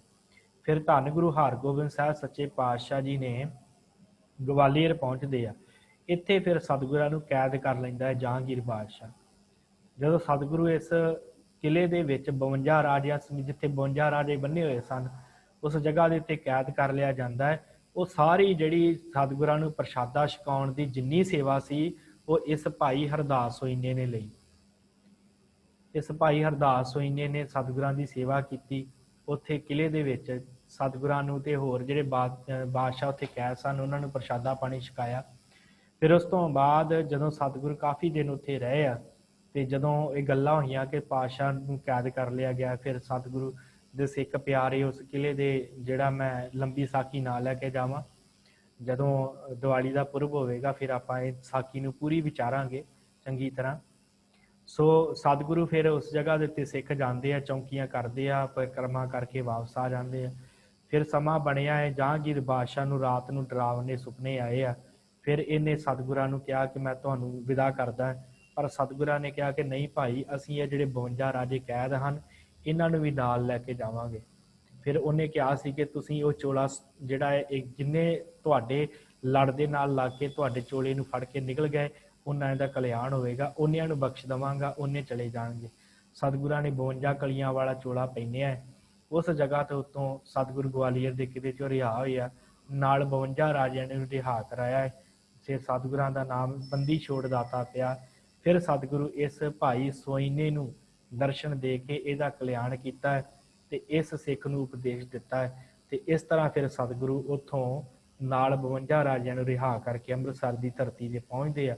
ਤੇ ਫਿਰ ਇੱਥੇ ਸਿੱਖ ਸਤਿਗੁਰਾਂ ਦੀ ਆਉਣ ਦੀ ਖੁਸ਼ੀ ਦੇ ਵਿੱਚ ਦੀਪਮਾਲਾ ਕਰਦੇ ਆ। ਫਿਰ ਇੱਥੇ ਜਿਹੜਾ ਹੈ ਆਪਾਂ ਸਾਰੇ ਸਿੱਖ ਪਤਾ ਬੰਦੀ ਛੋੜ ਦਿਵਸ ਆਪਾਂ ਮਨਾਉਂਦੇ ਆ। ਤੇ ਜਦੋਂ ਬੰਦੀ ਛੋੜ ਦਿਵਸ ਹੋਏਗਾ ਫਿਰ ਆਪਾਂ ਇਸ ਸਾਖੀ ਦੇ ਉੱਤੇ ਸੰਪੂਰਨ ਵਿਚਾਰ ਕਰਾਂਗੇ। ਸੋ ਅਗਲਾ ਸਿੱਖ ਹੈ ਭਾਈ ਧੀਰੋ ਉਜੈਨੀ। ਉਜੈਨ ਦੇ ਵਿੱਚ ਰਹਿਣ ਵਾਲਾ ਸਿੱਖ ਹੈ। ਸਾਰਾ ਦਿਨ ਇੱਥੇ ਕਥਾ ਕੀਰਤਨ ਕਰਦਾ ਹੈ, ਸੰਗਤ ਕਥਾ ਕੀਰਤਨ ਸੁਣਦੀ ਹੈ, ਪ੍ਰਸ਼ਾਦਾ ਪਾਣੀ ਛਕਾਉਂਦਾ ਹੈ ਸਿੱਖਾਂ ਨੂੰ, ਬੜੀ ਟਹਿਲ ਸੇਵਾ ਕਰਦਾ ਹੈ, ਕੀਰਤਨ ਕਰਦਾ ਹੈ, ਪੈਰ ਰਾਤ ਰਹਿੰਦੀ ਉੱਠ ਕੇ ਗੁਰੂ ਦੀ ਬਾਣੀ ਪੜ੍ਹਦਾ ਹੈ। ਤੇ 6 ਮਹੀਨੇ ਆ ਕੇ ਸਤਿਗੁਰਾਂ ਦੇ ਦਰਸ਼ਨ ਕਰਦਾ ਹੈ ਹਰਗੋਬਿੰਦ ਸਾਹਿਬ ਜੀ ਦੇ ਅੰਮ੍ਰਿਤਸਰ ਆ ਕੇ। 6 ਮਹੀਨਿਆਂ ਬਾਅਦ ਸਾਰੀ ਭੇਟਾ ਇਕੱਠੀ ਕਰਕੇ ਜਿਹੜੇ ਸਿੱਖ ਉੱਥੇ ਰਹਿੰਦੇ ਸਨ ਉਹਨਾਂ ਦੇ ਕੋਲੋਂ ਜਾਂ ਆਪ ਜੋ ਵੀ ਸੀ ਇਕੱਠਾ ਕਰਕੇ ਸਤਿਗੁਰਾਂ ਦੇ ਹਜ਼ੂਰ 6 ਮਹੀਨਿਆਂ ਬਾਅਦ ਗੇੜਾ ਮਾਰਦਾ ਸੀ ਤੇ ਸਿੱਖੀ ਦਾ ਪ੍ਰਚਾਰ ਕਰਦਾ ਸੀ ਇੱਥੇ ਉਜੈਨ ਦੇ ਵਿੱਚ। ਤੇ ਸਤਿਗੁਰੂ ਗੁਰੂ ਹਰਗੋਬਿੰਦ ਸਾਹਿਬ ਦੇ ਹਜ਼ੂਰ ਆਇਆ ਕਿ ਮਹਾਰਾਜ ਕਿਰਪਾ ਕਰੋ ਮੈਨੂੰ ਸਾਧ ਦੇ ਲੱਛਣ ਦੱਸੋ ਕਿ ਅਸਲੀ ਮਹਾਂਪੁਰਖ ਅਸਲੀ ਸਾਧ ਕੌਣ ਹੁੰਦਾ ਹੈ, ਸਾਧ ਕਿਹਨੂੰ ਕਿਹਾ ਗਿਆ ਹੈ, ਮਹਾਰਾਜ ਮੈਨੂੰ ਸਾਧ ਦੇ ਲੱਛਣ ਦੱਸੋ। ਫਿਰ ਸਤਿਗੁਰਾਂ ਨੇ ਕਿਹਾ ਉਹ ਤੇ ਪਾਤਸ਼ਾਹ ਨੇ ਦੱਸੇ ਹੋਏ ਆ, ਪੰਜਵੇਂ ਪਾਤਸ਼ਾਹ ਨੇ, ਮਹਾਰਾਜ ਜੀ ਕਿਰਪਾ ਕਰੋ ਮੈਨੂੰ ਸਮਝਾਉਣਾ ਕਰੋ।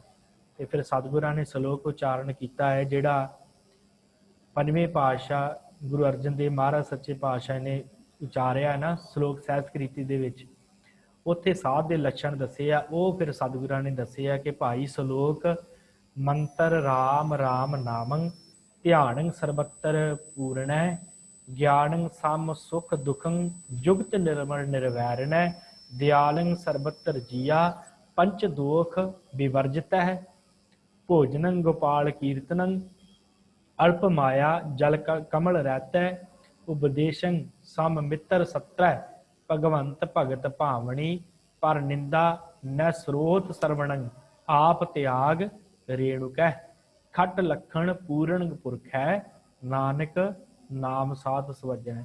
ਮਾਰੇ ਕਹਿੰਦੇ ਇਹ 8 ਲੱਖਣ ਹਨ, 8 ਲੱਛਣ ਹਨ ਉਸ ਮਨੁੱਖ ਦੇ ਜਿਹੜਾ ਪੂਰਨ ਪੁਰਖ ਹੈ, ਜਿਹੜਾ ਸਾਧ ਹੈ, ਜਿਹੜਾ ਬ੍ਰਹਮ ਗਿਆਨੀ ਹੈ, ਜਿਹੜਾ ਸੰਤ ਹੈ। ਆਪਾਂ ਵੀ ਇਹਨਾਂ 6 ਤੋਂ ਹਿਸਾਬ ਲਾ ਸਕਦੇ ਕਿ ਮਨੁੱਖ ਬ੍ਰਹਮ ਗਿਆਨੀ ਹੈ ਕਿ ਨਹੀਂ ਬ੍ਰਹਮ ਗਿਆਨੀ। ਉਹ ਕਿਹੜੇ ਹਨ, ਆਪਾਂ ਵਿਆਖਿਆ ਥੋੜੀ ਜਿਹੀ ਇਸ ਸ਼ਬਦ ਦੀ ਕਰ ਲਈਏ।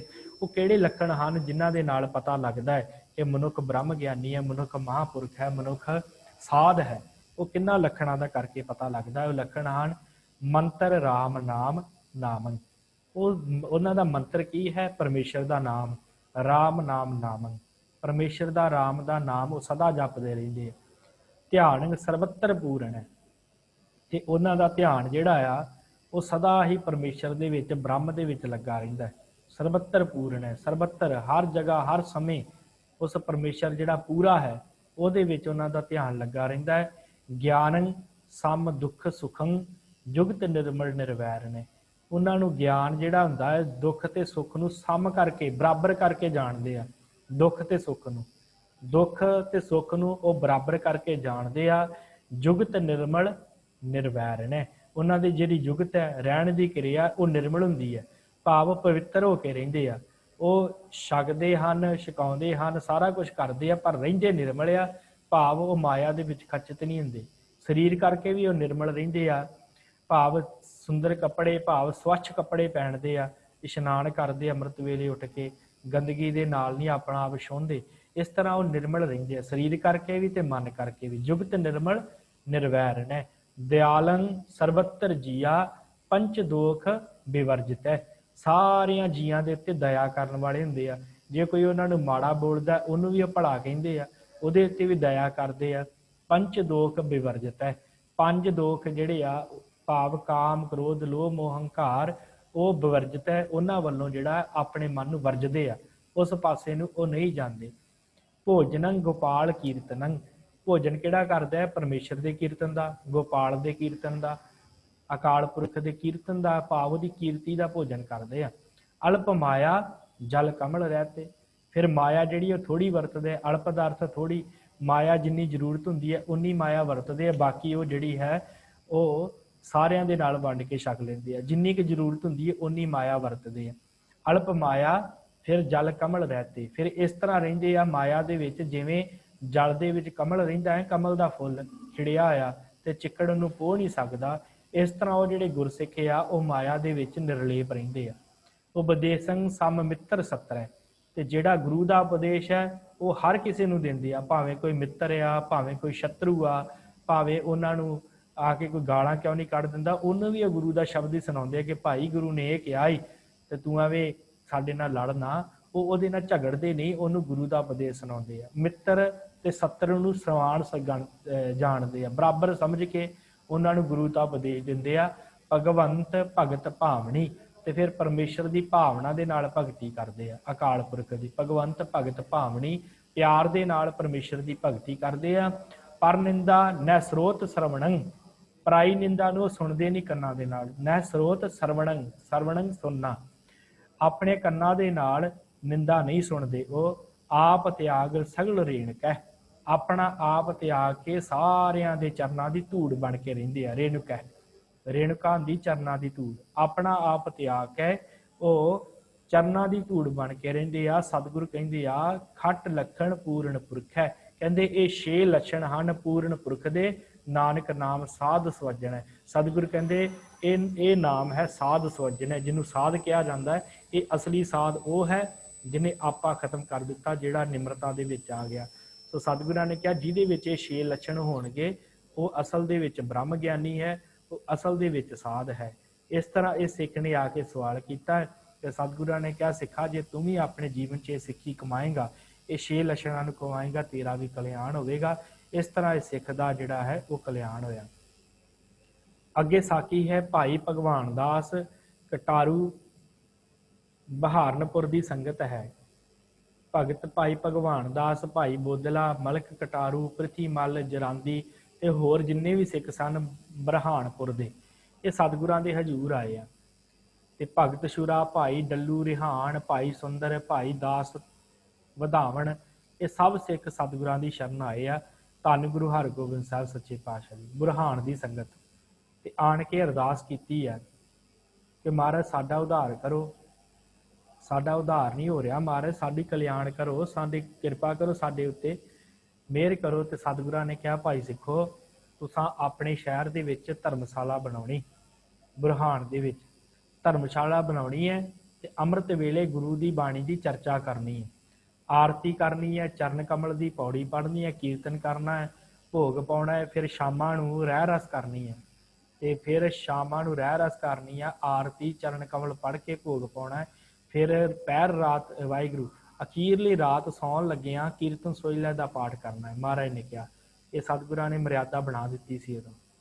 ਤੇ ਫਿਰ ਸਤਿਗੁਰਾਂ ਨੇ ਕਿਹਾ ਸੋਹਿਲੇ ਦਾ ਪਾਠ ਕਰਕੇ ਸੌਣਾ, ਫਿਰ ਪਿਛਲ ਰਾਤ ਉੱਠ ਕੇ ਅੰਮ੍ਰਿਤ ਵੇਲੇ ਉੱਠ ਕੇ ਇਸ਼ਨਾਨ ਕਰਨਾ ਤੇ ਬਾਣੀ ਕੰਠ ਜਿਹੜੀ ਹੈ ਉਹ ਪੜ੍ਹਨੀ ਹੈ, ਜੀਭ ਦੇ ਨਾਲ ਗੁਰਬਾਣੀ ਪੜ੍ਹਨੀ ਹੈ। ਤੇ ਜੋ ਸਿੱਖ ਪ੍ਰਸਾਦ ਦੇ ਲਈ ਆਵੇ, ਰੋਟੀ ਪਾਣੀ ਪ੍ਰਸ਼ਾਦਾ ਉਹਨੂੰ ਛਕਾਉਣਾ ਹੈ। ਜੇ ਕੋਈ ਵਸਤਰਾਂ ਦੇ ਵਾਸਤੇ ਆਵੇ, ਕੱਪੜਿਆਂ ਦੇ ਵਾਸਤੇ ਆਵੇ, ਉਹਨੂੰ ਕੱਪੜਾ ਦੇ ਦੇਣਾ ਹੈ। ਤੇ ਜੇ ਜਦੋਂ ਸੰਗਰਾਂਦ ਹੋਵੇ, ਪੁੰਨਿਆ ਹੋਵੇ, ਮੱਸਿਆ ਹੋਵੇ ਜਾਂ ਗੁਰੂਪੁਰਬ ਹੋਵੇ, ਉਸਾਂ ਗੁਰੂਪੁਰਬਾਂ ਨੂੰ ਬੜੀ ਸ਼ਰਧਾ ਦੇ ਨਾਲ ਆਪਸ 'ਚ ਬੈਠ ਕੇ ਮਨਾਉਣਾ ਹੈ। ਭਾਵ ਉਦੋਂ ਸੰਗਤ ਜਿਹੜੀ ਹੈ ਇਕੱਠੀ ਕਰਨੀ ਹੈ ਤੇ ਪੈਸੇ ਇਕੱਠੇ ਕਰਕੇ ਤੇ ਉਹਨਾਂ ਪੈਸਿਆਂ ਦਾ ਲੰਗਰ ਕਰਨਾ ਹੈ, ਕੜਾਹ ਪ੍ਰਸਾਦ ਕਰਨਾ ਹੈ ਤੇ ਜੋੜ ਕੇ ਮਨ ਨੀਵਾ ਕਰਕੇ ਹਉਮੈ ਖਤਮ ਕਰਨੀ ਹੈ। ਤੇ ਇਹਨਾਂ ਨੇ ਸਵਾਲ ਕੀਤਾ ਕਿ ਮਹਾਰਾਜ ਇਹ ਸਾਰਾ ਕੁਝ ਕਰਨ ਦੇ ਨਾਲ ਹਉਮੈ ਮਾਰਨੀ ਜ਼ਰੂਰੀ ਹੈ? ਇਹ ਸਾਰਾ ਕੁਝ ਕਰਨ ਦੇ ਨਾਲ ਤੇ ਹਉਮੈ ਜ਼ਿਆਦਾ ਪ੍ਰਬਲ ਹੋ ਜਾਏਗੀ। ਜਿਹੜਾ ਬੰਦਾ ਦਾਨ ਕਰਨ ਲੱਗ ਜਾਵੇਗਾ, ਵਸਤਰ ਦੇਣ ਲੱਗ ਜਾਵੇਗਾ, ਪੈਸੇ ਇਕੱਠੇ ਕਰਕੇ ਆਪਸ 'ਚ ਵੰਡ ਕੇ ਛਕਣ ਲੱਗ ਜਾਵੇਗਾ, ਉਹਦੇ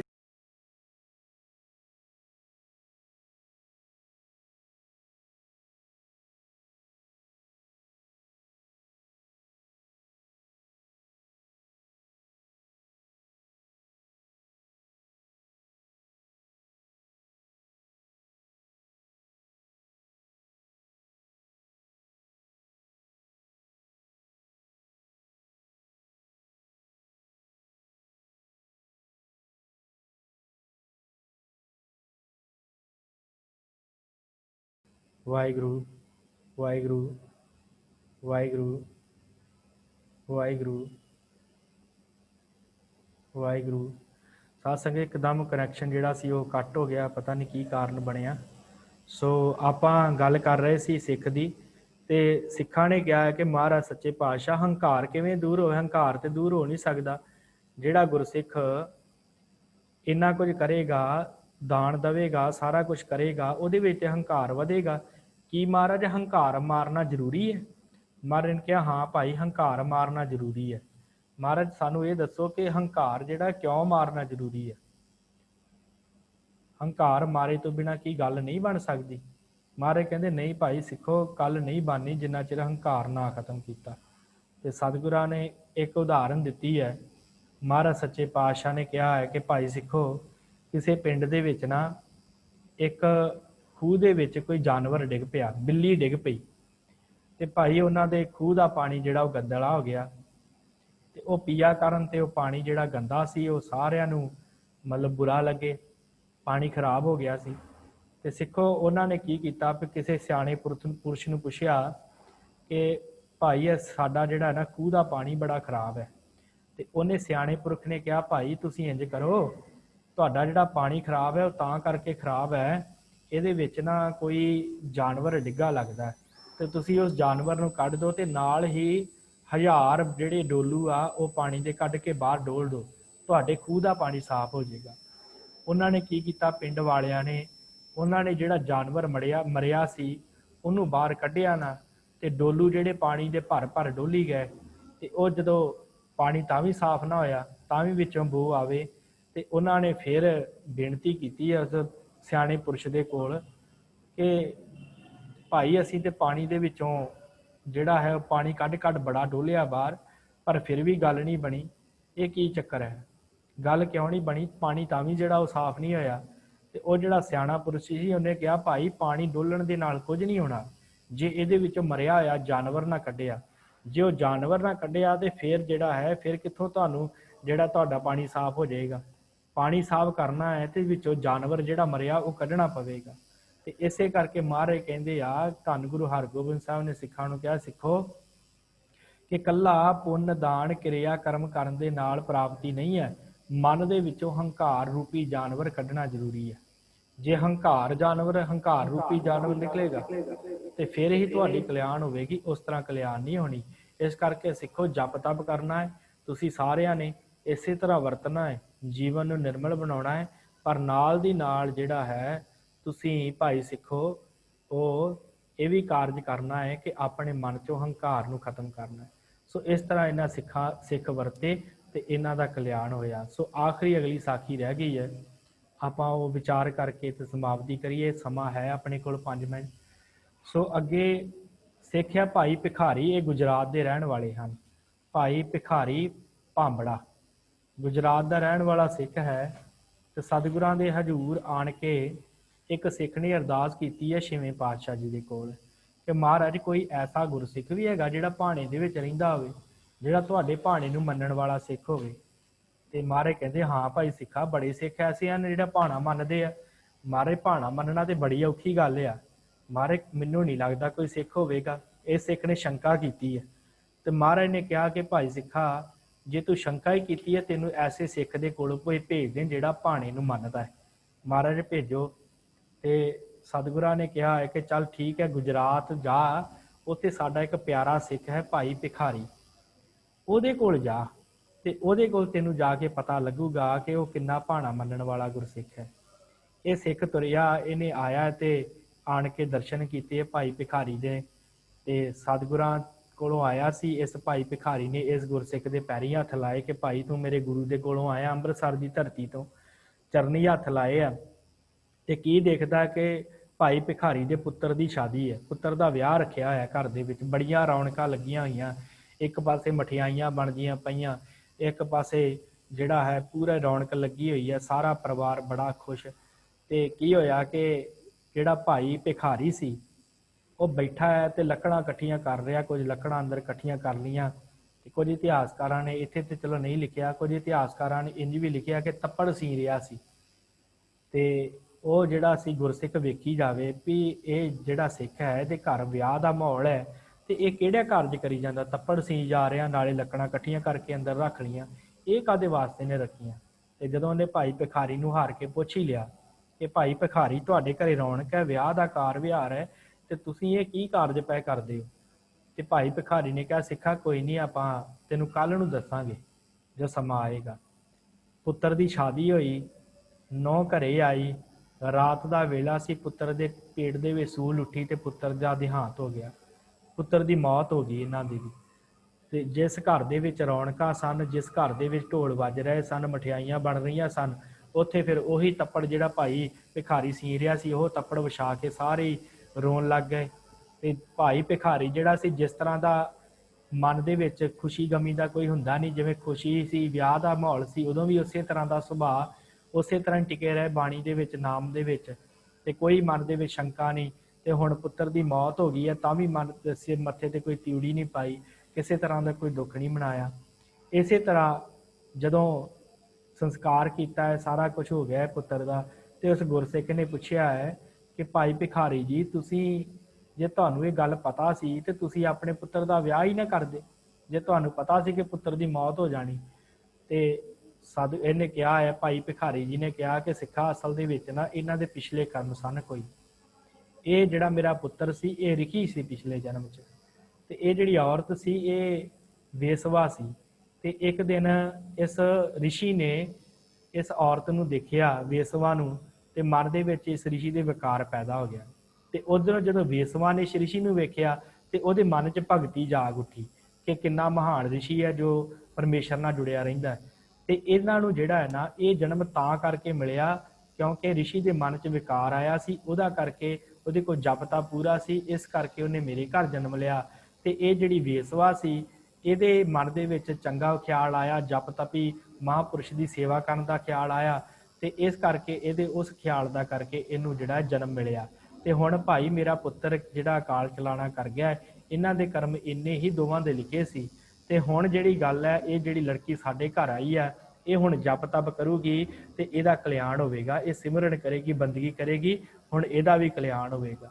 ਤੇ ਫਿਰ ਇਹਨੇ ਸਵਾਲ ਕੀਤਾ ਸਿੱਖ ਨੇ ਕਿ ਮਹਾਰਾਜ ਤੁਸੀਂ ਜੇ ਤੁਹਾਨੂੰ ਪਤਾ ਸੀ ਕਿ ਪੁੱਤਰ ਦੀ ਮੌਤ ਹੋ ਜਾਣੀ ਤੇ ਤੁਸੀਂ ਗੁਰੂ ਕੋਲੋਂ ਬਖਸ਼ਾ ਲੈਂਦੇ, ਤੁਸੀਂ ਗੁਰੂ ਅੱਗੇ ਅਰਦਾਸ ਕਰਦੇ ਕਿ ਤੁਹਾਡੇ ਪੁੱਤਰ ਦੀ ਮੌਤ ਹੁੰਦੀ ਨਾ। ਤੇ ਭਾਈ ਭਿਖਾਰੀ ਨੇ ਕਿਹਾ ਕਿ ਗੁਰਸਿੱਖਾ ਗੁਰੂ ਦੇ ਕੋਲੋਂ ਇਹੋ ਜਿਹੇ ਝੂਠੇ ਪਦਾਰਥ ਨਹੀਂ ਮੰਗੀ, ਕਿਉਂਕਿ ਸਰੀਰ ਨੇ ਆਉਣਾ ਹੈ ਤੇ ਜਾਣਾ ਹੈ, ਇਹ ਤੇ ਖਤਮ ਹੋਣ ਵਾਲੀਆਂ ਚੀਜ਼ਾਂ, ਇਸ ਕਰਕੇ ਪਰਮੇਸ਼ਰ ਦੀ ਰਜ਼ਾ ਦੇ ਵਿੱਚ ਰਾਜੀ ਰਹਿਣਾ ਚਾਹੀਦਾ।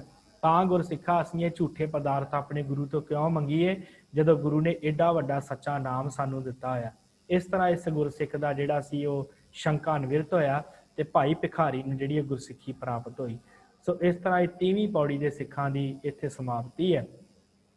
ਕੱਲ ਨੂੰ ਆਪਾਂ 31ਵੀਂ ਪੌੜੀ ਜਿਹੜੀ ਆ ਉਹ ਆਰੰਭ ਕਰਨੀ ਹੈ। ਇਹ ਅਖੀਰਲੀ ਪੌੜੀ ਹੈ, ਇਹਨਾਂ ਦੀ ਵਿਚਾਰ ਕਰਕੇ ਫਿਰ ਆਪਾਂ ਉਸ ਹਿਸਾਬ ਦੇ ਨਾਲ ਕਿ ਉਸ ਤੋਂ ਬਾਅਦ ਕੀ ਸ਼ੁਰੂ ਕੀਤਾ ਜਾਵੇ ਉਹ ਵਿਚਾਰ ਕਰਕੇ ਆਪ ਜੀ ਨੂੰ ਕੱਲ ਨੂੰ ਦੱਸ ਦਿੱਤਾ ਜਾਵੇਗਾ ਕੀ ਵਿਚਾਰ ਕਰਨੀ ਹੈ, ਕੀ ਕਿਹੜੀ ਅੱਗੇ ਵਿਸ਼ਾ ਲੈ ਕੇ ਚੱਲਣਾ ਹੈ। ਤੇ ਫਿਰ ਆਪਾਂ ਉਸ ਤੋਂ ਬਾਅਦ ਇਸੇ ਤਰ੍ਹਾਂ ਕਲਾਸਾਂ ਜਾਰੀ ਰਹਿਣਗੀਆਂ। ਸੋ ਆਪ ਸਭ ਸੰਗਤ ਦਾ ਬਹੁਤ ਬਹੁਤ ਧੰਨਵਾਦ ਜੋ ਜੁੜਦੇ ਹੋ, ਗੁਰਬਾਣੀ ਦੀ ਸਿੱਖਿਆ ਪ੍ਰਾਪਤ ਕਰਦੇ ਹੋ। ਇਸੇ ਤਰ੍ਹਾਂ ਹੀ ਆਪ ਜੀ ਨੇ ਜੁੜਦੇ ਰਹਿਣਾ। ਸੋ ਹੁਣ ਜੇ ਆਪ ਜੀ ਨੇ ਕੁਝ ਪੁੱਛਣਾ ਹੈ ਤੇ ਆਪਣਾ ਮਾਈਕ ਜੋ ਹੈ ਉਹ ਔਨ ਕਰਕੇ ਹੋ ਸਕਦੇ ਹੋ, ਫਿਰ ਉਸ ਤੋਂ ਬਾਅਦ ਆਪਾਂ ਸਮਾਪਤੀ ਕਰੀਏ। ਹਾਂਜੀ ਵਾਹਿਗੁਰੂ।